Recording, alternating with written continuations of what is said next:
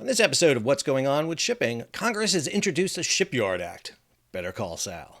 I'm the aforementioned Sal Mercogliano. Welcome to today's episode. So, usually we report on global shipping across the world, inland waterways, you name it. But every now and then I will do a reaction video to something that is presented online or in testimony. And today this comes from G Captain John Conrad, who did a post on his site about a speech given by Senator Roger Wicker, Republican from Mississippi.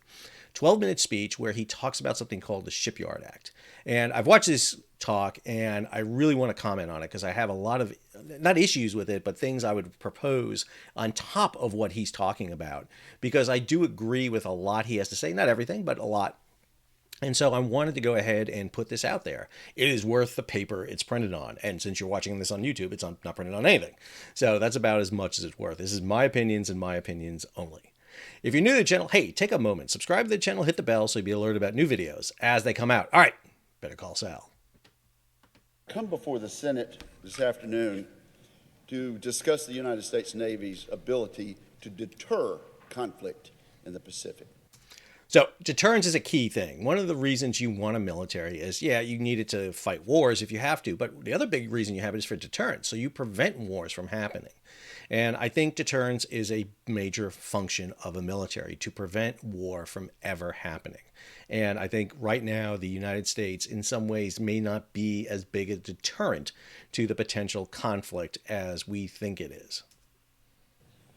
As China's Navy has grown, ours has shrunk. And we're running out of time to tilt the balance of power back toward the United States and to ensure that deterrence does not fail in the Western Pacific. For centuries, American naval power has proven the decisive factor in our security and prosperity. The U.S. Navy secured our victory in the American Revolution.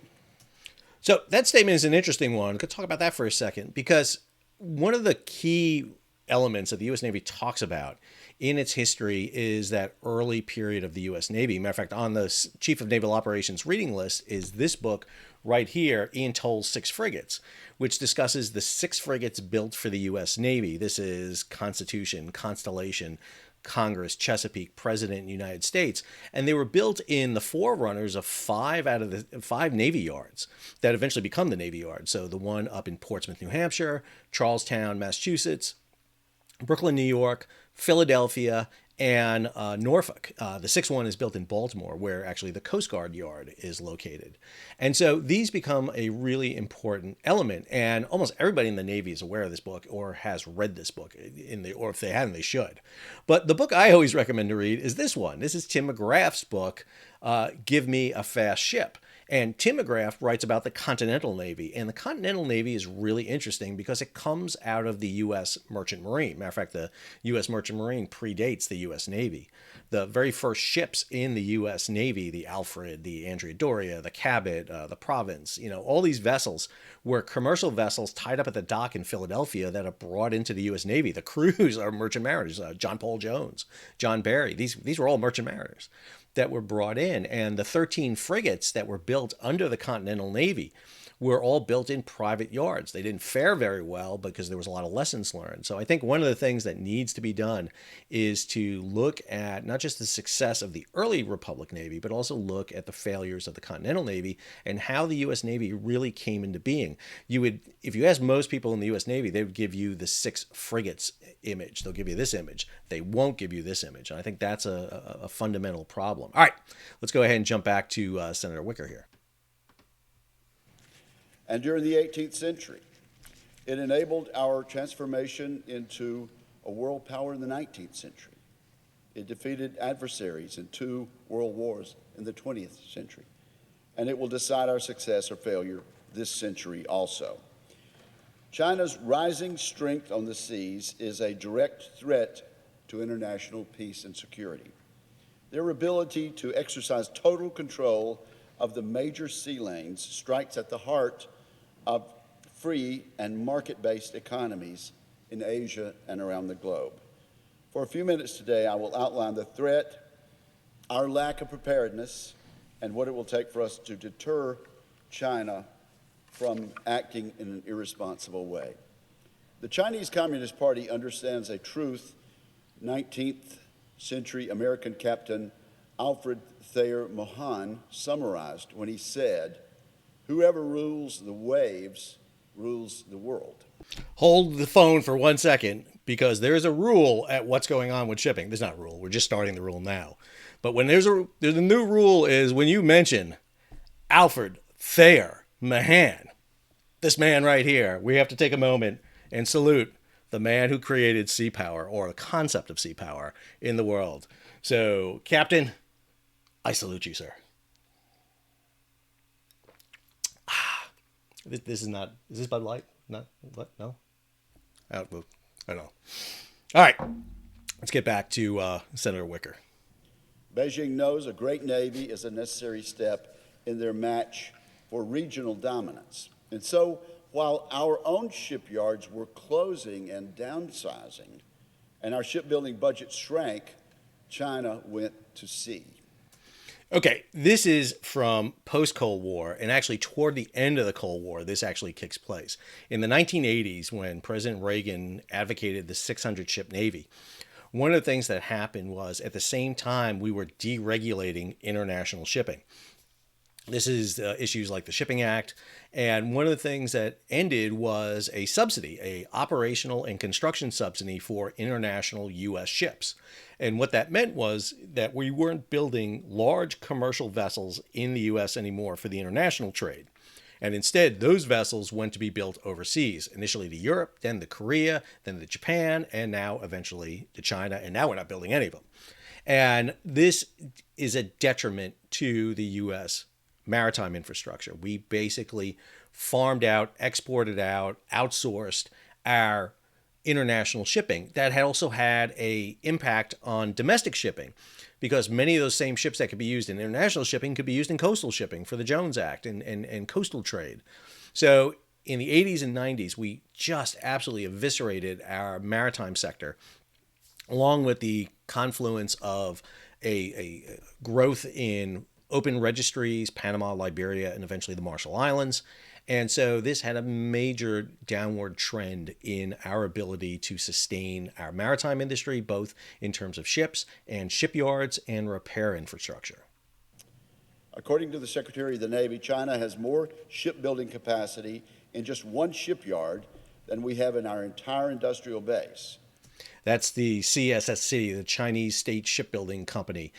They control, you understand, China builds roughly about 47% of the world's ships. CSSC builds 20% by themselves of the world's ships. They build more of the U.S. Merchant Marine, 3 times the size of the U.S. Merchant Marine every year. By the end of this decade, China is expected to have a fleet of 440 warships. If the Navy's latest 30-year shipbuilding plan is a guide, we would have only 290. So that 30-year shipbuilding plan is a big issue. When you look at that plan, and this is it right here, the Navy is required by Congress to submit these 30-year plans. Well, for a long time, they weren't submitting them. Now they're submitting them again. But one of the things that they're doing right now is submitting basically what I always call the Goldilocks method. 3 plans, it's one's too hard, one too soft, and one's just right. But only one of these meet the mandate of getting the fleet to 355 ships. I'll have the whole plan in the show notes so you can take a look at it. But this plan has a lot of issues associated with it, not the least of which is it's long-term and it doesn't get us anywhere close to where we want to be in a kind of face-off with the Chinese Navy, because when you look at the numbers of the Chinese Navy, it's even more disturbing. The growth of the Chinese Navy is increasing. Now, there's a lot of people out there who tell me, Sal, it's the Chinese Navy. Number one, they're not, ship numbers are one thing, but tonnage, our tonnage is a lot more because we have aircraft carriers and all these ships. True, absolutely true. We do way outweigh every other Navy on the planet. However, our Navy is also a 2-ocean Navy. We got to have in the Atlantic. We got to have in the Pacific. So right there, we split our Navy. Add to it that our Navy is not growing. It's shrinking, whereas the Chinese Navy is growing a lot. Now, there are aspects of this Navy that people will raise question with, Chinese submarines, for example, but we know the Chinese are working with the Russians and they may be getting new technology that will quiet their submarines. Yes, they have 2 aircraft carriers with a third coming out, and there we have 11 of them. However, again, our aircraft carriers are split between oceans. They're not all available. And again, China is not going to be battling us in the Atlantic. They're going to be fighting, if they do fight, in the South China Sea, the first, second island chain. That's where they're going to be fighting. And yeah, a lot of their vessels are small, little vessels, but that's what's making up a lot of their numbers. But they are building cruisers, Type 55s. They're building destroyers, Type 52s. And so this entire fleet poses a challenge to the U.S. Navy. If you go back throughout our history, one of the things that, for example, the British did for a long time had what they call the 2-power structure, where they would make sure their Navy was larger than the 2 next powers combined. Then you had, prior to World War II, you had the Washington Naval Treaty that set limits. You had treaty limits that said how many battleships you can have. Post World War II, the Cold War, the U.S. Navy was running basically the benefit of having a leftover fleet from World War II and then building on top of that and countering the Soviet Navy. Today, we really don't have a measurement. There's no real, we have this number 355, which I think is just arbitrary. I don't know. I ask the Navy how they come up with that, and you really don't get a good answer on it. But what we should be able to do is identify of how many ships we need to be deployed into the Pacific and the Atlantic to fight war. And that should be the measure we're doing. All right, back to Senator Wicker. Of course, the statutory requirement enacted by the Congress and signed by the President of the United States is 355. A Chinese Navy of the size I mentioned, 440, and the strength relative to our own directly endangers our partner Taiwan, our allies in Japan and in the Philippines, and our military bases in the Pacific. More Chinese ships means more sea-based Chinese and vertical missile launch cells, missile delivery systems, which are the primary offensive tool of any Navy. A recent analysis found Beijing has more vertical launch cells than the United States and our allies combined. So this issue about VLS, vertical launch cells, is really important because the U.S. is losing VLS cells. We're decommissioning our old Ticonderoga class cruisers because they need to go. They're in terrible shape. The amount of money we're spending in them is just ridiculous. Now, where we have VLS cells are on our Burke-class destroyers, but even our Burke-class destroyers are starting to age out. The very first, Arleigh Burke, was commissioned back in the early 90s. And so we're seeing them reach the end of their operational life. And unfortunately, we stopped production of Burke-class destroyers for a brief period of time. The shipyard up in Bath Iron Works was told to stop building them because you're going to be building 32 Zumwalt-class destroyers. Well, you didn't build 32 Zumwalt class destroyers. You built 3, and 3 of them are, while commissioned, not operational and really can't do much because of backfitting has to be done on them. So we're losing our ability to deploy vertical launch systems. That's a key element here in this discussion. Those cells, in addition to China's extensive sensing capabilities on the ground and in space, increase their advantage in the Western Pacific as our Navy plays an away game far from home. These troubling facts demand a decisive response, and yet our Navy has failed to keep up. So when he says our Navy has failed to keep up, a lot of this has to do with the ships that the Navy are requesting to build. And, we're in a period where we decided post-Cold War to build a series of classes of ships that, in hindsight now, were not the best choices. Littoral combat ships, for example. Definitely not the best choice. We went for this idea of lightweight, fast vessels that gave up things like range and capabilities. Really not the ideal platform, and we're already seeing that with littoral combat ships basically being launched when they're not hitting tugboats and being decommissioned faster than they're being launched. And then, as I mentioned to you before, the Zumwalt class, which never really took to full fruition.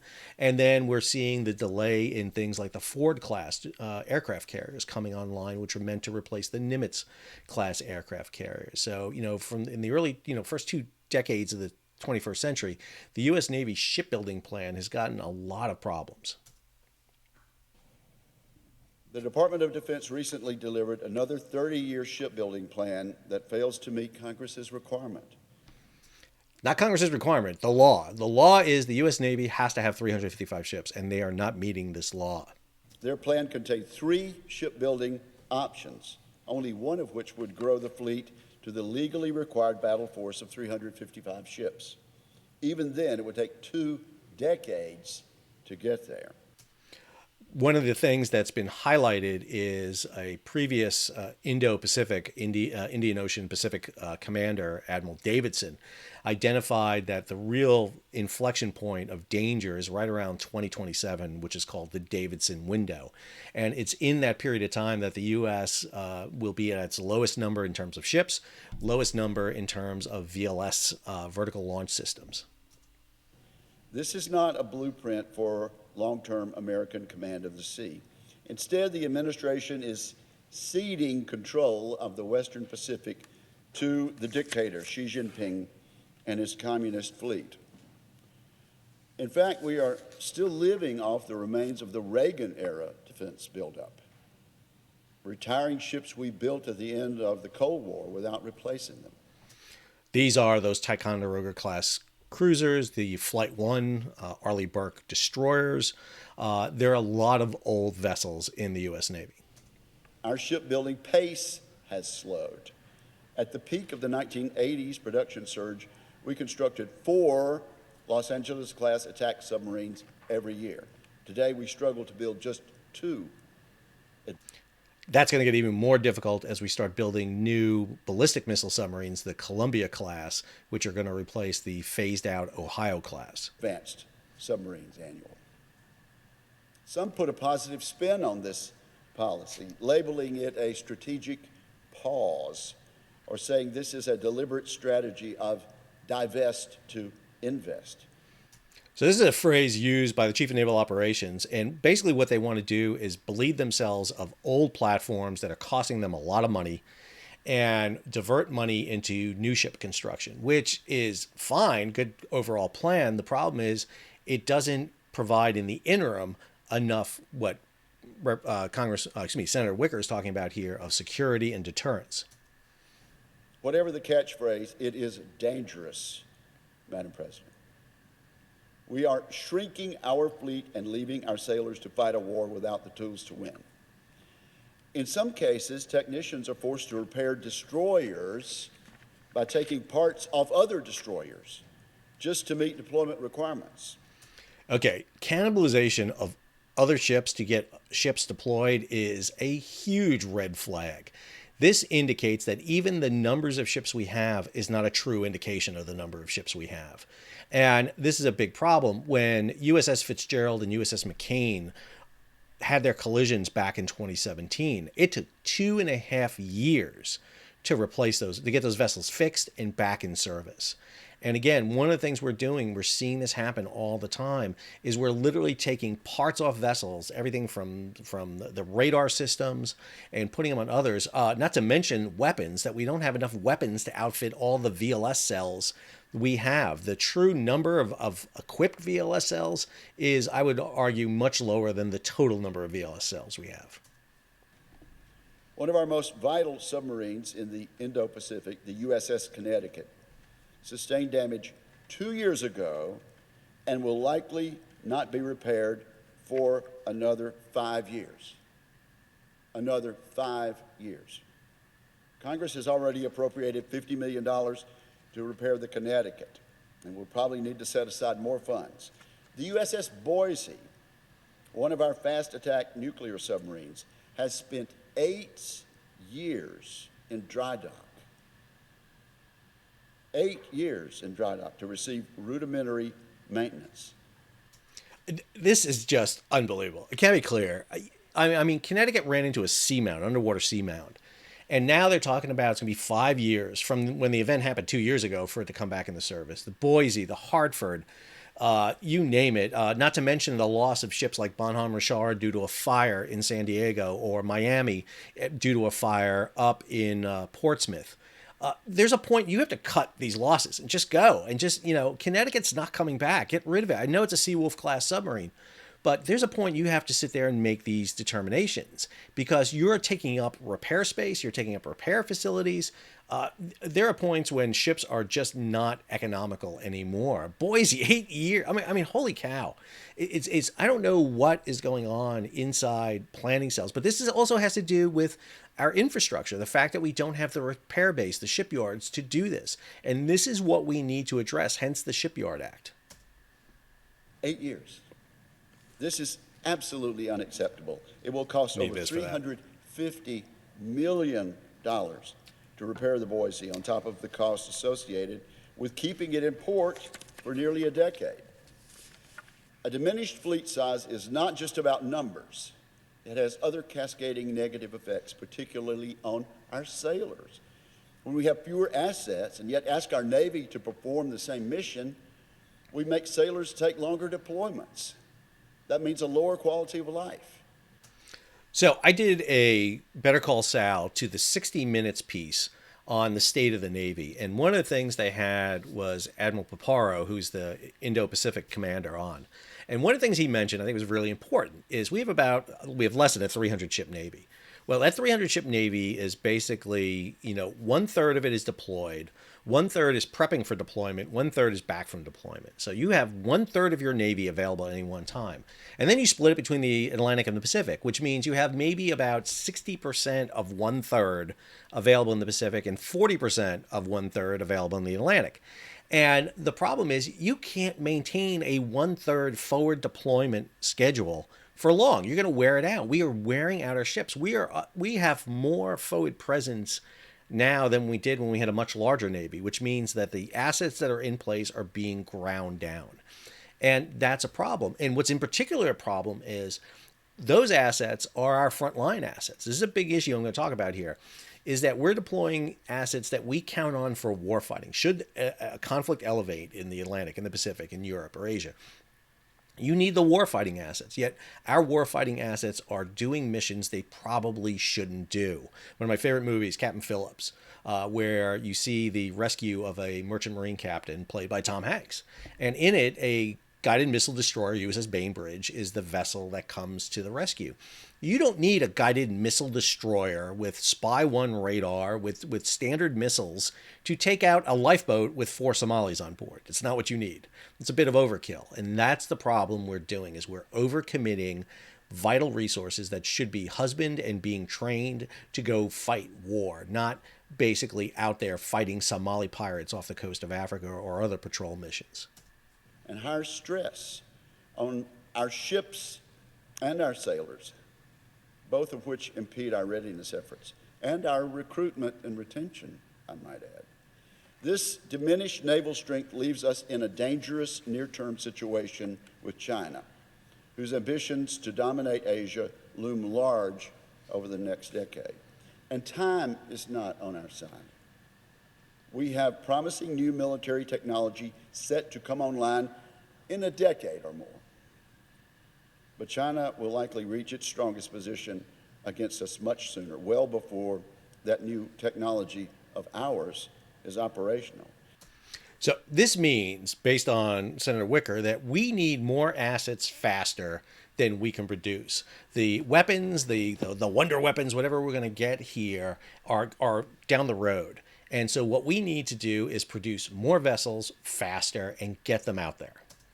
That, combined with the retirement of ships built in the 1980s, has led some to dub the coming decade as the terrible 20s. Our Navy struggles to meet basic requirements while Xi Jinping visits Chinese military installations and tells his sailors to prepare for war. This discrepancy led Director of Naval Intelligence, Rear Admiral Mike Studeman, to say that we have China blindness. Let's be clear. Nobody expects a war with China. They really don't. No one wants it. I don't think anybody wants it. No one in their right mind should ever want war. The problem you have is, number one, I would argue that war with China is very unlikely because I don't think China would risk it because of the financial issue, because of the trade and everything.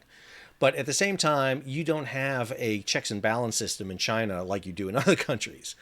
I would have told you it was very unlikely for Russia to invade Ukraine, except for the fact that they're led by basically an old dude who basically runs everything, and Putin basically makes the decision. Well, it's the same thing with Xi in China. You know, if you had a system of checks and balances, there's no way China goes to war over Taiwan. They play the long game. They slowly integrate Taiwan within this sphere, kind of like what they did with Hong Kong, and they play that game. The problem is 70-year-old dictators don't always choose the most rational decision. And if you sit there and try to rationalize irrational events, it never works. It's no small thing for a one-star to tell us we are blind to the capabilities and urgency of our chief adversary's military. We're short on time, but we are not out of time. We do not want a conflict with China. China and the United States can prosper and coexist. But the best way to achieve peace is deterrence. To deter China in the short term and restore our long-term maritime strength, I propose 3 concrete steps that we can take right now. First, we need to make a monumental investment in maritime infrastructure. Our shipbuilders are ready to build more, but they need the investments in machine tooling, workforce, and materials. So the Navy keeps saying that there's a lack of capacity in our shipyards to build. And I think that is completely false. Let me be clear. I have talked to shipyards. I've talked to people who've been at shipyards. There is capacity in the shipyards. What is lacking in shipyards are contracts. It's just shipyards are not going to build facilities to build more ships unless they have contracts. No one's going to do that. So don't expect them to build shipways and facilities if they don't have the contracts to do them. That's the big thing that is missing. All right, I'm going to let Wicker go, and I'm going to give you what I want to add to this. As our Chief of Naval Operations recently testified, our Navy should get a second shipyard for Constellation-class frigate construction, and we should increase investments in our submarine industrial base if we have any hope of implementing the AUKUS deal. So I want to hold that for a second, because one of the things he's talking about here is we're building a new type of frigate. This is the Constellation class frigate. Go back to the 6 frigates, Ian Toll book I mentioned in the beginning. Constellation is one of those 6 frigates. As a matter of fact, the first ships are named for those 6 frigates. We're building this frigate. It's going to be built up at Fincantieri up in Wisconsin, but it's built on a design from Europe, what's called the Frem class, but we are modifying it extensively. They don't expect that frigate to become IOC, initial operating capable, until 2030. 2030, it's an existing design. It's going to take till 2030 to get that design up. Now, they want to create a second yard, which sounds great, and let's be clear. It's going to be Austell and Mobile. Everybody knows this. It's going to be Austell and Mobile. That's the one. They're flipping their facilities over to build steel vessels. So it's going to go down to Austell and Mobile. But even that's not enough. You're not going to get these frigates until 2030. What do you do? It's 2023. It's 7 years. What do we do in the interim? And the solution to that is actually readily available, and one that I still don't know why we're not doing it. So the main surface warfare vessel we're going to use, I'm going to talk about surface. I'm not an expert in submarines, so I don't want to delve into a subject I don't know. I do more with surface ships. So the main surface warfare ship we use is this. This is the Burke class destroyer. Matter of fact, this is the newest iteration, the Flight 3. This is the third iteration. Actually, it's a 4th iteration because there was a Flight 2 and a 2A. But this is Flight 3. And as I mentioned to you before, the Flight 1s are getting really old. The Ticonderoga class cruisers are getting really old. We're building these. We're building these down at 2 different shipyards are building these. So down in Pascagoula, we're building these, and up at Bath Iron Works, we're building these up in Maine. And these are the vessels we want, because these have those vertical launch systems in them. You can see the tubes forward and aft here. You can see vertical launch systems just after the 5-inch gun, and over here, just forward of the helo deck. This is what you want. This is what you want to build. This is the type of vessel that they want.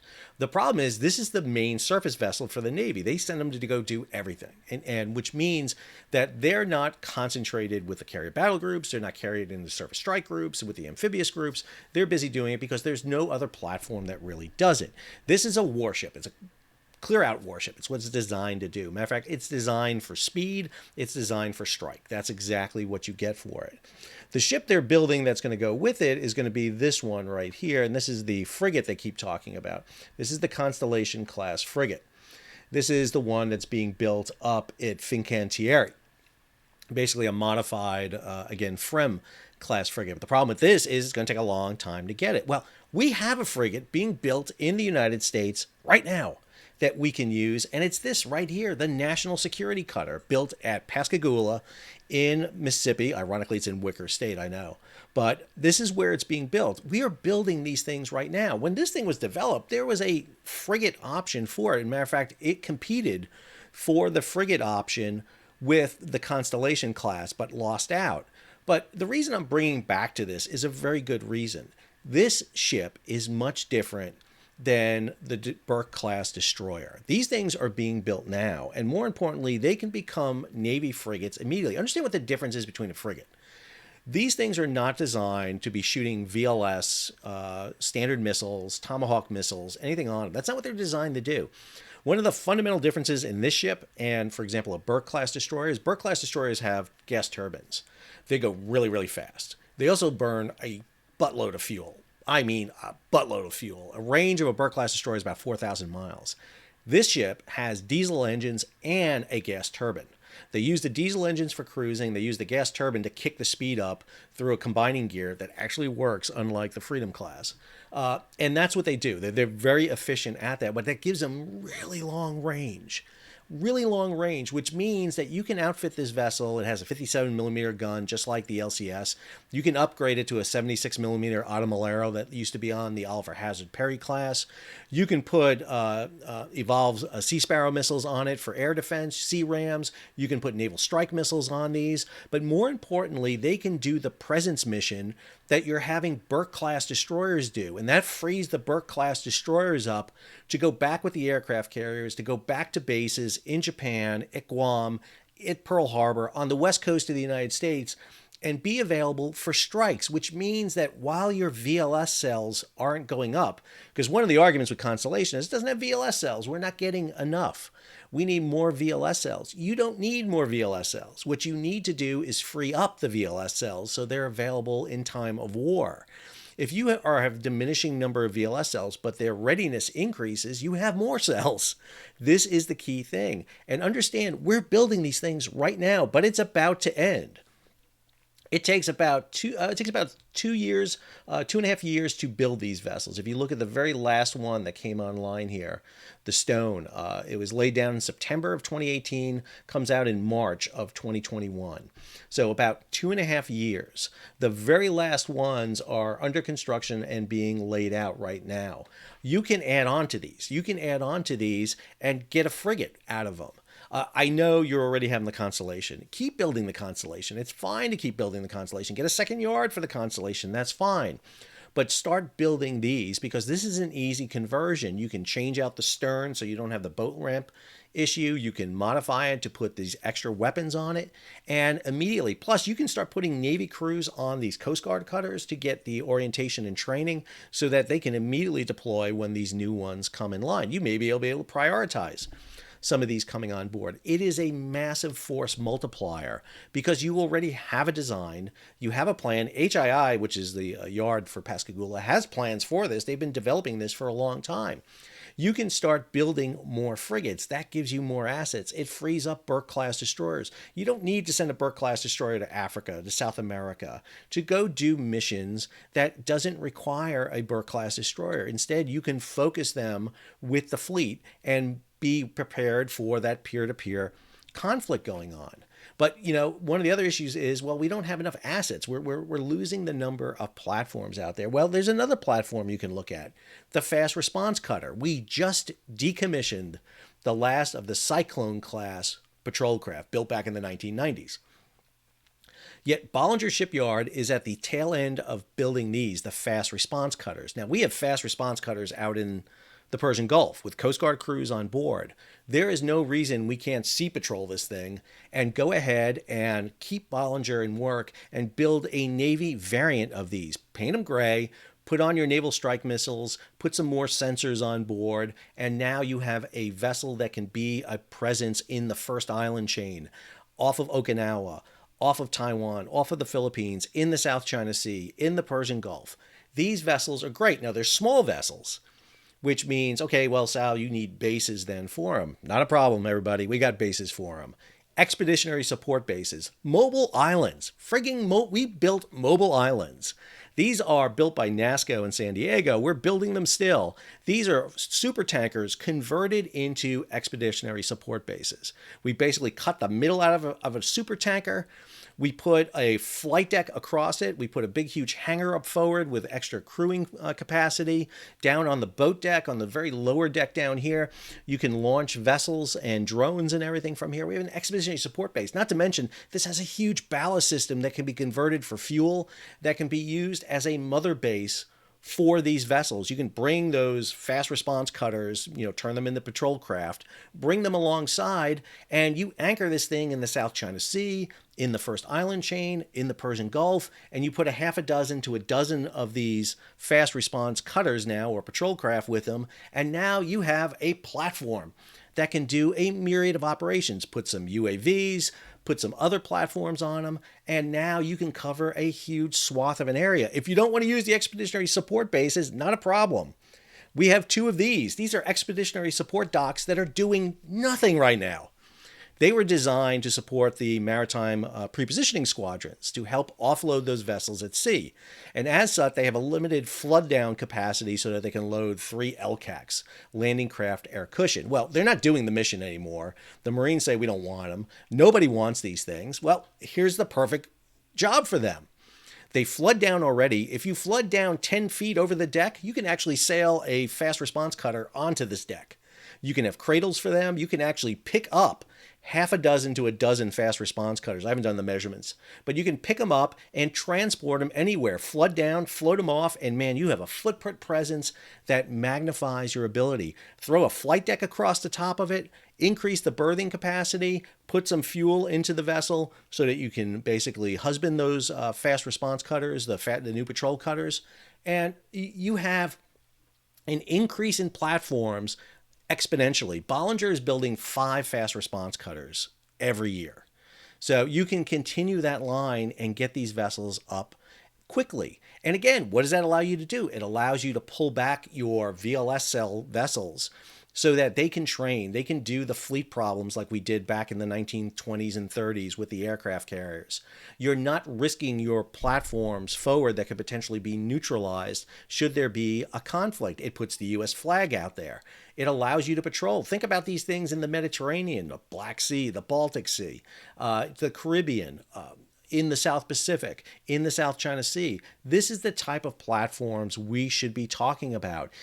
This provides the interim until you can ramp up your production of Burke-class destroyers, of Constellation-class frigates, of Ford-class aircraft carriers, and Virginia-class. This puts you out there. It's a force multiplier. I don't understand why we're not doing it. I do understand why we're doing it, because no admiral likes to fly his flag from a patrol craft. It's just not what they want. They much rather have a bigger platform with a lot more capabilities. Alcasteel is a 2022 agreement in which we promise to sell submarines to Australia as fast as we can build them. Congress can spark a renaissance of shipbuilding by offering a demand signal for a major maritime buildup. That's what mine does. Alongside a bipartisan group of representatives and senators, I have introduced the Shipyard Act to offer just such a demand signal. The act authorizes $25 billion of investment in our shipbuilding efforts. It empowers our shipyards to build the future of the U.S. Navy fleet and could be immediately implemented into this year's defense funding measures. I'm going to go a step further, because what I talked about was taking basically Coast Guard assets, a national security cutter, fast response cutters, take existing platforms, the ESB, the ESD, and convert them. But there's another element here that Senator Wicker does not go into, and that's the commercial side. And I think that is a part that is missing from this entire equation. So at the end of World War II, the United States found itself with the largest Navy in the world, the largest merchant marine in the world. And it was actually a problem because we had built so many ships, both commercially and militarily, that there was a big fear that we're not going to need to build ships for another 20 years. And so the U.S. military started building certain ships. They decided we need to build ships no matter what. And they basically built handfuls of smaller ships, but were big design elements. And they started converting older ships, World War II vessels, into new platforms as test platforms. So you get the early missile cruisers. You get all these kind of very interesting derivations of destroyers coming out, all that. But Admiral Cochrane, who was the very first maritime administrator who had been the shipbuilder under Admiral Land at the U.S. Maritime Commission, came up with an idea that we need to build commercial ships. And so his plan was to build 35 what are called Mariner-class freighters, spread them across 7 shipyards, and build them. The U.S. government would own them, but we would lease them to commercial firms. And those commercial firms would operate the vessels with the provision that in case of war, they would have to charter them back to the U.S. government. The commercial firm still operates them, but they would have to divert them into this. Today, we're dealing with the issue of sea lift recapitalization. We're dealing with an aging sea lift fleet. We just had an exercise out in the South China Sea where the average age of the vessels out there was over 40 years old. There was a couple of 50-year-old ships out there. It was a joke. It really was. It's terrible. What we need are new ships. And part of that Shipyard Act should be a corpus of money to start building a variety of ships. I would call for 30 ships, 10 in 3 different classes. What do I mean? So the Military Sea Lift Command just announced contracts for tankers that are being reflagged into the U.S. fleet to carry fuel because of the closing of the Red Hill facility. I did a whole batch of videos on this that you can take a look at. At the same time, the Maritime Administration is announcing 10 ships in what's called the Tanker Security Program. It's not 10 ships. It's actually 8 ships. We're taking 2 out of the Maritime Security Program, putting them in the Tanker Security Program, and then we're adding 8 ships. And this is to offset the tanker issue. But these ships are almost all foreign built, and they're just being brought into the U.S. fleet. They're toward probably the end of their lives anyway, because they got to be younger than 25 years, but 25-year-old tankers are really bad. And so the problem is we're not building new tankers. So we should be building 30 ships is my goal. A fund. We should be building 10 tankers. This is the Eco-class tanker built at NASSCO back in the 2010s. NASSCO has a design for building tankers. We have it. It's already in place. We don't need to come up and reinvent the wheel. They have a design to build a 225,000 barrel tanker, a nice medium range tanker. We have the plans in existence. We should be building these. We should phase out these Red Hill contracts and build these tankers, and then either build them and charter them out to commercial firms to operate for us, or let commercial firms lease them from us, almost like we're U-Haul, and operate the vessels. They can be used for moving fuel coastwise, but we start building these vessels because this would be a huge influx into our shipyards. For NASSCO, which is building tankers right now, oilers for the U.S. Navy, this would be a great contract for them. You also see the construction of vessels like this. This is the Matson Aloha class. They just put a contract in at Philadelphia, a shipyard, to build 3 new Aloha class. They built 2 previously. Now they're going to add 3 more. Now, these are really expensive ships. Now, if you go look at foreign, and this is a big argument that goes on here, these 3 ships are going to cost $1 billion. That's a third of $1 billion apiece. You go overseas, they're a lot cheaper. Well, they're a lot cheaper overseas because you're comparing it to China. And even if you're not building in China, the 2 big shipbuilders out there besides China, Japan and Korea, have to lower their price to compete against China. And how do they do that? Subsidies, tax incentives, government incentives, you name it. This is all this issue. And we should be building 10 of these things. We should be building 10 of these things. Our container ships should have that. They should also have cranes on board so that they can offload, if needed, some of the containers on board. You can put cranes off to the side to build them. You lose a little bit of tanker space, container space, but you have the ability to offload in case you go into a port you need. The crane ships we have now are 50 years old. They're ridiculous. They need to go. They're dangerous. These ships can be gone, again, they can be operated by commercial firms. They can be used, for example, in the Jones Act, moving containers up and down the East Coast, the West Coast, part of this American Maritime Highways program, for example. We can give incentives to ship containers that way to defray costs in doing it. And if they're not being used, they can go into the ready reserve so that they're available. And then finally, you have ships like this. This is a ship that was just built down at Keppel Amphels down in Brownsville, Texas. Two of these are being built for Pasha, Hawaii. These are also container ships, but they're LNG fueled container ships. The Matson ones are going to be the same ones too. But we've also seen Keppel Amphels build a Conroe, a container roll-on, roll-off vessel. This is a ship that can carry both containers and roll-on, roll-off. The previous design was to that. We should build 10 of those Conroes. Those Conroes would be fantastic. They can carry roll-on, roll-off equipment for the military, additional containers on deck. They can be used for maritime prepositioning if needed. Again, build 30 of those. And remember, that's money that, yeah, the government is paying for that, but it's going into U.S. shipyards. It's going to be going into U.S. ports because the ships are going to be operating in U.S. ports. They're going to be moving U.S. cargo around. This is a huge benefit for us. And if you want to see the measure of success, you just need to look at the new national security multi-mission vessels. Philadelphia Shipyard is just laying the keel now for the third of 5 national security multi-mission vessels. These ships right here. These are ships being built for the 5 state maritime academies, except for Great Lakes. They're replacing old training ships.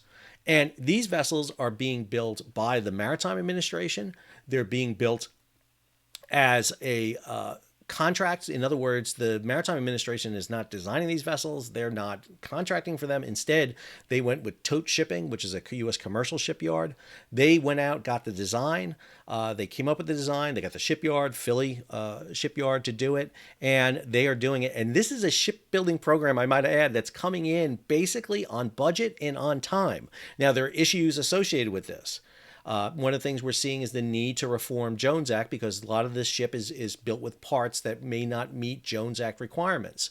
And we need to change the Jones Act. It needs to be reformed. I say this all the time, that it needs to be reformed because ships are built in a much different way than they were in the past, with modules and components from many places. But the ship should be fabricated here in the United States. The shipyard should become assembly yards, bringing those parts together. It's very essential for that because then they can do the repairs to fix these vessels.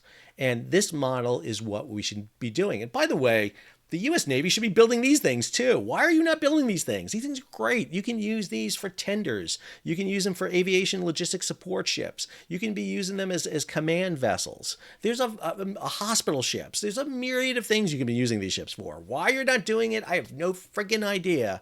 But you're not. This is something you can build on. Hey, they're building these ships. They've got the mechanisms in place. The 6th and 7th vessels can be hospital ships, replacing the hospital ships that were built back in the 70s. They can replace the Wright and the Curtis, the aviation logistics ships that were also built back in the 60s. They can replace the Blue Ridge and the Mount Whitney as joint command vessels that go out there. These are the type of things we need to be thinking about. Most Navy amphibs throughout history were commercial vessels converted for a purpose. It's only in the Cold War period that you really saw the idea that we have to build specialized auxiliary vessels to meet the needs of the Navy. All right, let's get back to Senator Wicker finishing up his points. Increased funding could push the Department of the Navy's shipyard infrastructure optimization program to new levels of efficacy. This would add to the success we are already seeing, and there's no time to waste. Second, we must immediately give the Navy the capabilities they need to deter a conflict in the next 5 years. This means taking technologies and concepts that are already on the shelf and integrating them into our Western Pacific posture. So a lot of what I would propose there, especially the use of Coast Guard assets as Navy, would kind of fall into this area. We should be forging ahead with purchases of sea mines, unmanned platforms, and long-range munitions, which would all be relevant and capable in the near term. We also need to accelerate our efforts to field maritime target cells to ensure our fleet is properly able to coordinate and target adversarial assets far from our shores. Third, we should continue to boost the programs within the Navy that are already making major strides toward deterring China.